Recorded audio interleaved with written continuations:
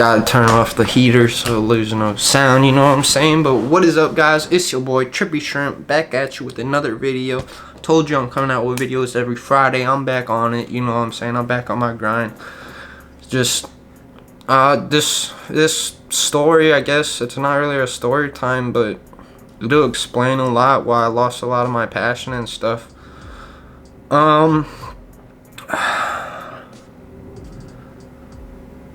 Yeah, I don't even know really how I'm gonna start this, you know. I mean, I guess we'll just go way back. I mean, I started smoking pot when I was probably 15, and it really never does anything good for you. Like, I mean, there's good stuff it does, like, don't get me wrong, but like at a young age, it really just, you really shouldn't be smoking pot, no cap. But I started smoking pot at a young age, and my parents would send me to rehab, right? And I would be going into rehab for weed, right? And I'd be seeing these people going, oh yeah, like, I'm here for Xanax, or yeah, I'm here for heroin, oh yeah, I was drinking lean and stuff. And like, I went to rehab probably 4 or 5 times as a kid, you know, because my parents just didn't like me smoking. And I think they thought it benefited me, but like, I was never exposed to those drugs before then, you know. I never knew. I'm not blaming them for it, because shoot, I probably would have found it on the street and tried it one day myself, who knows, like, I really don't. But that just started me like really experimenting. And right before I left Chicago, I was dropping acid like candy, and that's why they moved me down here, because they just didn't want to. Well, my dad moved. It was my senior year. I was gonna do it up there, but they just didn't like that I was using drugs. And so when I moved down here, I was just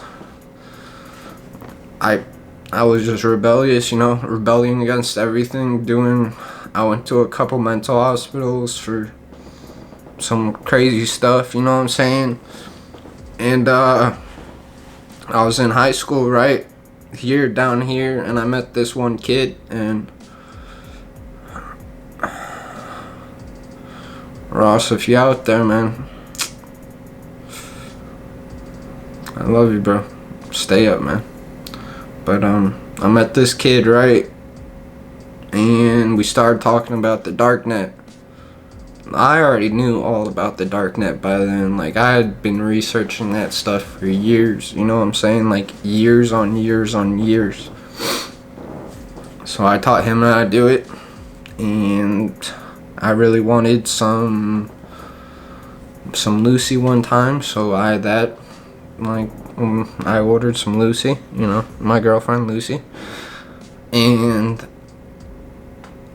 I made a lot of money off of it, and that just spiraled me down a bad hole, because I kept doing the same dumb things, you know, because like,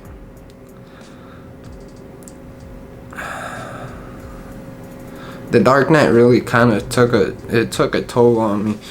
Like, I don't know if you guys ever used it or while it was in its prime or whatever, but anything's on there, literally anything. And that one friend that I was talking about, one day he ordered like alprazolam powder, right?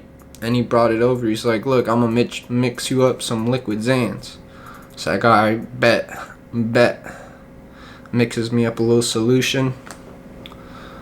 I loved it. I loved it to death. So what do?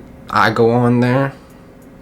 I started messing with research chemicals. I'm not gonna go into like details and stuff, but for about 4 years, started on Xanax, moved to atizolam for a little, moved to clonazepam for a little, which is a research chemical, moved back to atizolam, moved back to clonazepam.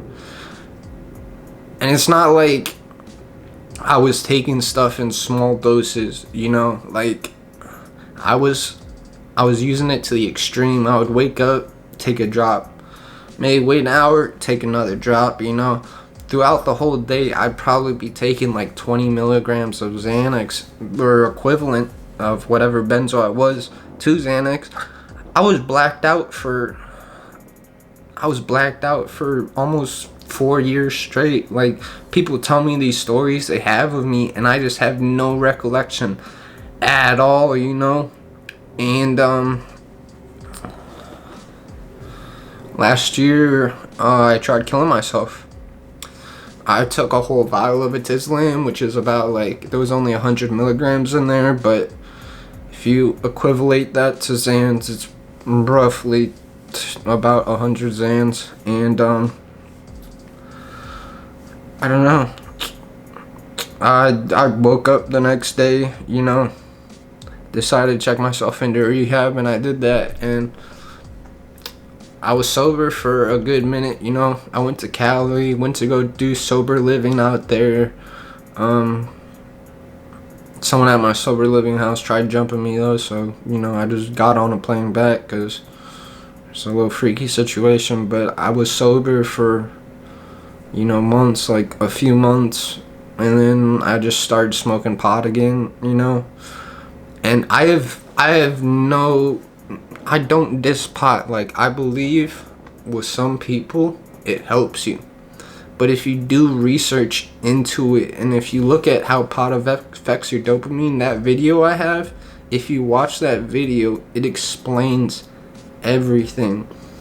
You have a baseline of dopamine, right? Say you start at 100, right? You smoke pot, it's gonna go to 120, come down to 90. That's gonna be your new base level. You're gonna smoke it again, it's gonna go to 110, come down to 80. You know what I'm saying? That's just what happens when you keep smoking pot. And if you call me a liar, like, I really don't care. Like, it's statistics, it's facts. Like, do a little research, it's facts. I believe it can help everyone, but I got back into smoking pot, and I don't know, like,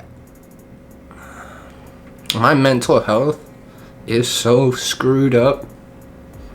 I wake up almost every day thinking about, like, if I should just, you know, kill myself or something. It's sad. It's sad. Like, drugs took a serious toll on me, you know. I don't wish that on anyone. I don't. I'm not gonna talk about everything in this video because a lot of it could get me in trouble, but, like, I don't want to put people through the pain I've been through, you know. And when you're watching these videos,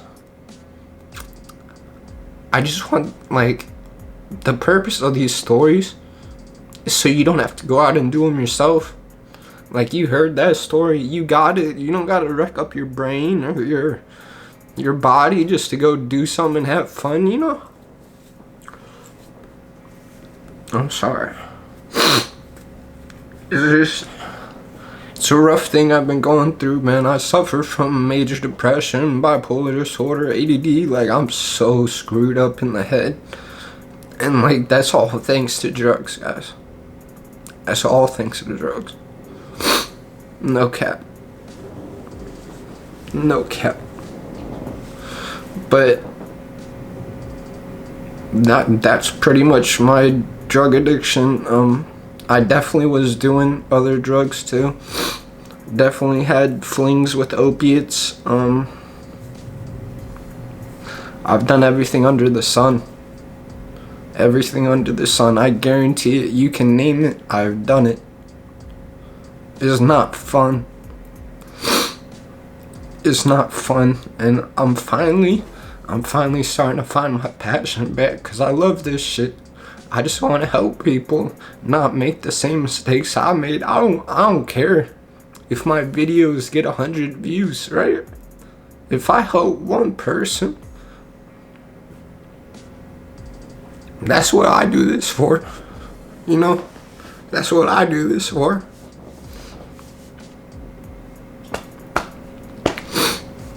I love you guys so much though, because I don't even know if I'd still be here if I didn't have you guys. Like, the support you guys give me on my videos, it means the world to me. So thank you. And yeah, we're just gonna end it because I'm just going fucking keep crying. But I love you guys so much. Thank you guys for sticking around, you know. I'll see you next Friday. Hopefully a more uplifting video, you know. Stay safe out there, guys.